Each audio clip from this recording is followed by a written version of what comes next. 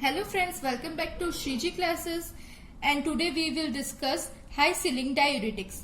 Site of action: thick ascending limb of loop of Henle. Mechanism of action: it inhibits sodium potassium 2 chloride co-transporter. This is present in two forms, absorptive and secretory form. The absorptive form is located in the luminal membrane of thick ascending limb, and the secretory form is present in the basolateral membrane of most glandular and epithelial cells. Lack of transepithelial potential difference leads to loss of calcium and magnesium ion.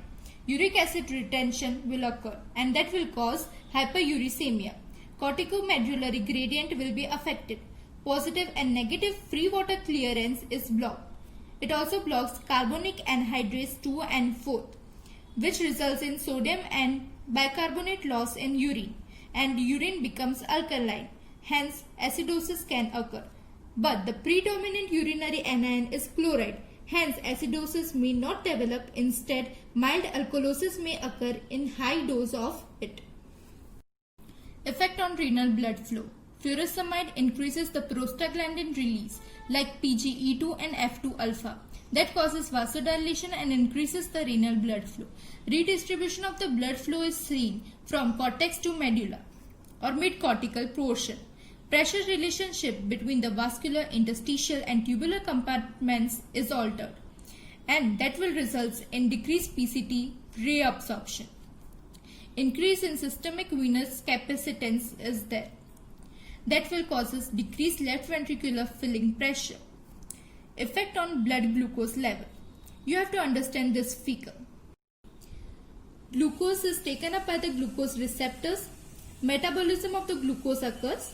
ATP is released. That will closes the potassium channel. Closure of the potassium channel will lead to depolarization, and that will causes the calcium entry into the cells. The calcium entry in the beta cells will stimulate exocytosis and hence increases the insulin released. But hypokalemia occurs here. That will lead to hyperpolarization of sulfonylurea receptor. That causes decreased intrusion of calcium in the beta cell. That decreases release of insulin, and that will cause hyperglycemia. Pharmacokinetic. Furosemide is the first and prototype drug. It is rapidly absorbed from GIT. Oral bioavailability is 60%. It has low lipid solubility. Highly plasma protein bound. Partly conjugated with glucuronic acid. Excretion is through kidney, bile and intestine. In kidney mainly by glomerular filtration and tubular reabsorption. Metabolism by liver.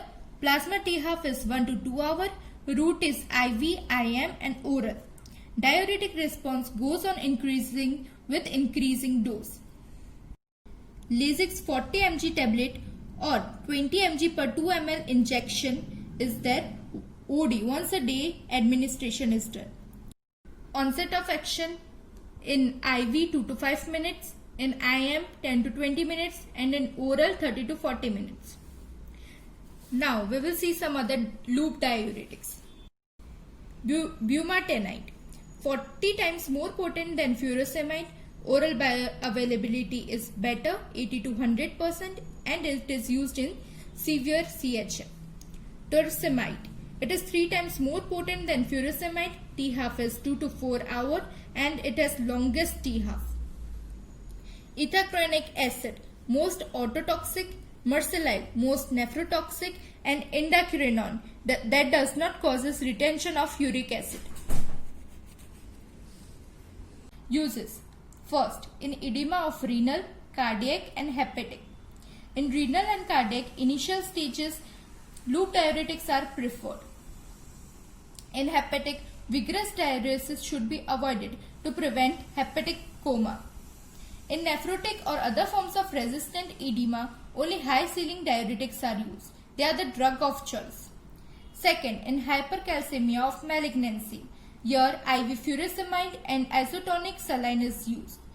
What will furosemide do? It will promote excretion of calcium in the urine, and isotonic saline to prevent the volume depletion. Third, acute pulmonary edema. IV furosemide is given that will increases prostaglandin synthesis and release, and that will cause increased renal blood flow. It will also result in high systemic venous capacitance due to vasodilation. That will result in shift of blood from central pulmonary to systemic vessels. Hence, it will result in quick relief from pulmonary edema. Fourth, in cerebral edema. IV mannitol is mostly preferred, but loop diuretics can be used to lower the intracranial pressure. In blood transfusion, to prevent the volume overload, furosemide is administered during blood transfusion. Sixth, in hypertension. Furosemide can be used in hypertension associated with chronic cardiac failure, renal failure, resistant cases, and also in hypertensive emergencies. Furosemide is not preferred in uncomplicated primary hypertension because of its short duration of action. Side effect. First, electrolyte disturbances.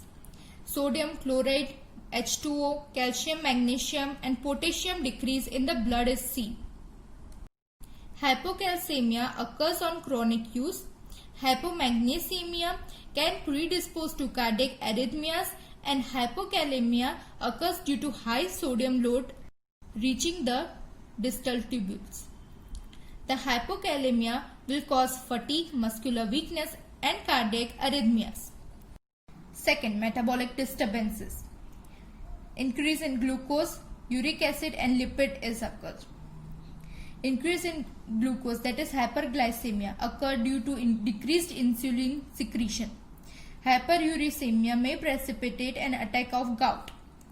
It can be counteracted by allopurinol, but probenecid is avoided or contraindicated. Increase in lipid level will occur because loop diuretics increases triglyceride and low density lipoprotein levels. Third, ototoxicity. It occurs due to damage to hair cells in the inner ear. The mechanism is high salt content of the endolymph, which leads to direct toxic effect on the hair cells in the inner ear.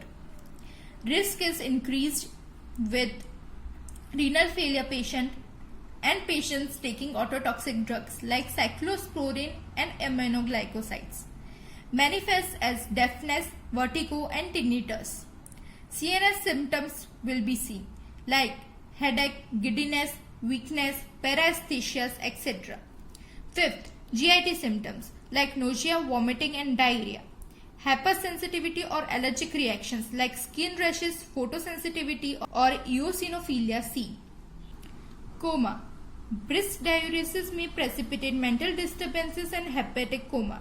It occurs due to hypokalemia, alkalosis, and high blood ammonia levels. As ammonia is lipid soluble, it crosses the blood-brain barrier and inhibits the neurotransmitter. Hence, it causes the coma. In toxemia of pregnancy, loop diuretics are avoided as they may further compromise placental circulation, and hence high risk of miscarriage and fetal death is seen. Drug-drug interactions. First, furosemide with digoxin. Furosemide will cause hypokalemia, and that will lead to a high binding of digoxin to sodium potassium ATPase, and that causes digoxin toxicity. Second, furosemide with aminoglycoside. Enhanced toxicity will occur. Third, furosemide with lithium. Furosemide decreases sodium in the blood, hence compensatory sodium and lithium absorption is seen, and lithium toxicity will occur. Fourth, furosemide with NSAIDs like indomethacin. NSAIDs will inhibit the PG synthesis, that is prostaglandin synthesis, and causes the blunting effect. Fifth, furosemide with probenecid. Furosemide diminishes the uricosuric action of probenecid, and probenecid inhibits the organic anion transporter in the PCT. It inhibits tubular secretion of furosemide, and that will causes decreased diuretic action by lowering the concentration in tubular fluid. Sixth, furosemide with sulfonylureas. It will block potassium channel and potentiates insulin, hence anti-diabetic effect will be decreased. Seventh, furosemide with cotrimoxazole. Allergic reaction is increased, thrombocytopenia seen. 8th, furosemide with antihypertensive. Significant reduction in BP will occur. 9th, furosemide with amiloride. Plasma potassium levels does not alter and it improves diuretic response. Synergistic effect is seen. This is the benefit. 10th, combined tablet of furosemide with KCl. It will cause gut ulceration by releasing potassium chloride at one spot. Thanks for watching my video, and if you found it helpful, then please like, share and subscribe.